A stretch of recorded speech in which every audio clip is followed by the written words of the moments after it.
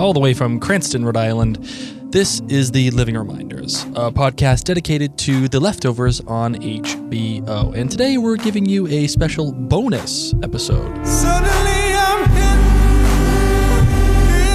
It's this darkness of the dawn, and your friends are gone, and your friends won't come. So show me where you fit. So show me where you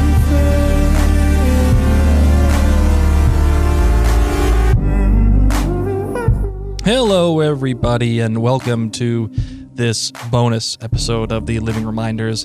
I am actually going alone. Oh, and by the way, this is Blake. Sorry, I'm going at this one alone. My beautiful wife is upstairs with my son taking a nap. Today is actually her birthday, and we're going to be celebrating it with a Kentucky Derby party. But in the meantime, to give you, the listener, a nice taste, before the next episode comes out, we wanted to actually bring you the Brian David's Thought of the Week from the previous episode. So, without further ado, Brian, take it away.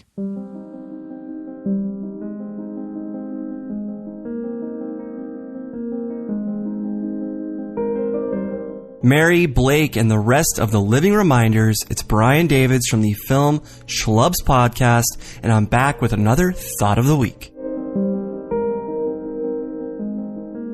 Well, first off, I really enjoyed Kevin Garvey Sr.'s standalone adventures, something that I've been waiting to see since season 1. Damon is so good at these type of episodes, as he's proven on Lost and now The Leftovers. During this episode, I kept noticing the color combo of red and white. Examples include the fire truck during Senior's October 14th flashback, the red circles and X's on Senior's white-colored map, the red cloth and white paint worn by the Aboriginal people, as well as Senior, the red and white circle sign and boxes at the police station, the station's fire extinguisher, the red and white parking sign at the station, the red pen Senior used on his white map, the red and white post office logo, the red and white package with the Book of Kevin inside it, the red and white roof on the cafe, where Senior read the white Book of Kevin, on which he wrote the F word in red ink, the red and white circles found on a few pieces of art at the art gallery, Senior's red and white wanted sign, the white and red chair on Christopher Sunday's porch, Sunday's white and red shirt. I could go on and on even more than I already have. So what does this all mean? It could mean lots of things. Heaven and hell, God and the devil, holy and unholy, the blood of Christ versus the body of Christ. However, white and red, when put together, usually means danger of some kind. So were these red and white colors meant to be warning signs for Kevin Sr. during his journey? I also noticed a lot of yellow and orange, and combined with red, that leads to fire. Fire has recurred throughout this series, whether it's Matt and Nora's family home that burned down with their parents inside, the guilty remnant cul-de-sac that burned down, or Isaac's house which John burned down. So maybe it's not the flood we have to worry about, maybe it's fire, as that would bring the series full circle like some of the shapes that we saw in red and white. Kevin Sr. also saw a man burn himself to death in this episode, which leads to a topic I covered last week involving Nora. Firstly, because Mary and Blake discussed this as well, I want to clarify that I don't think Nora is suicidal, even if she truly intends on being zapped. If Nora Durst really wanted to kill herself, she wouldn't need anyone or some Swiss machine to help her do it, something she indicated to Angel, the prostitute in season 1. Nora just wants a chance to see her kids again, even if the odds are slim to none and she has to give up her life to do so. Essentially, she'd kill herself by using this machine, but I'm still not sure if she can be considered suicidal in the context of this show. After all, Kevin drank poison just to get rid of Patty.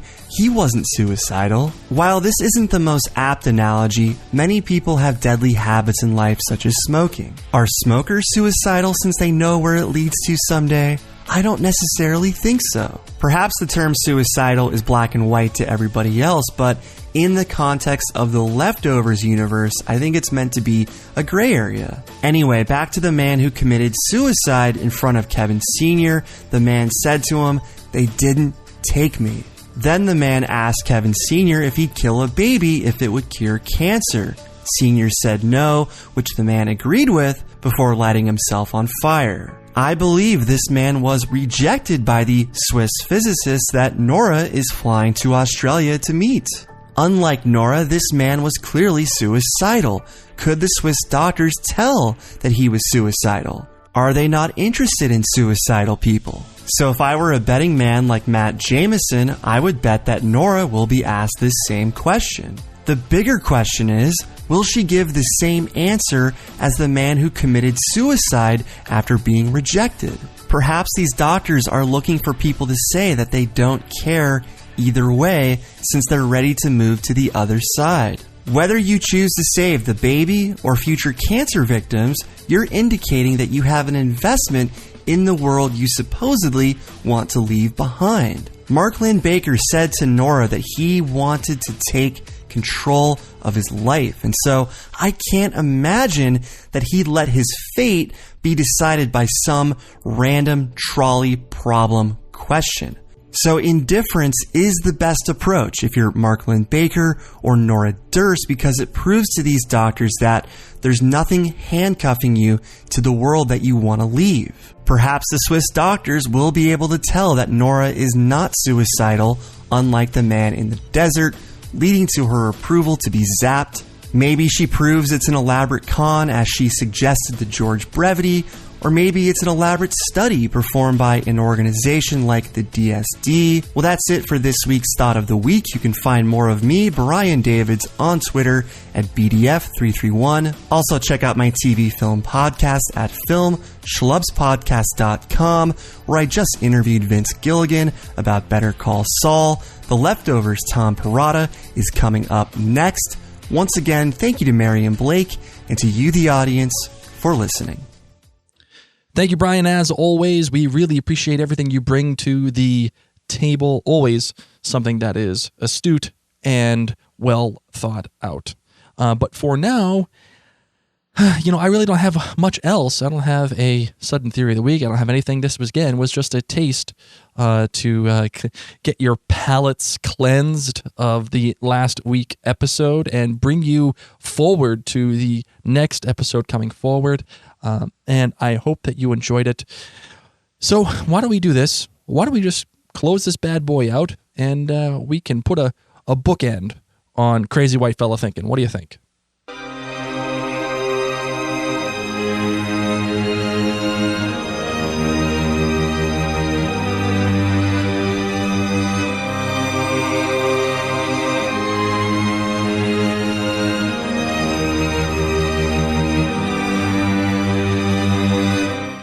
So, like I said, we're closing out the show today. You can reach us at all of our social media handles, us being Mary or I, for the Living Reminders.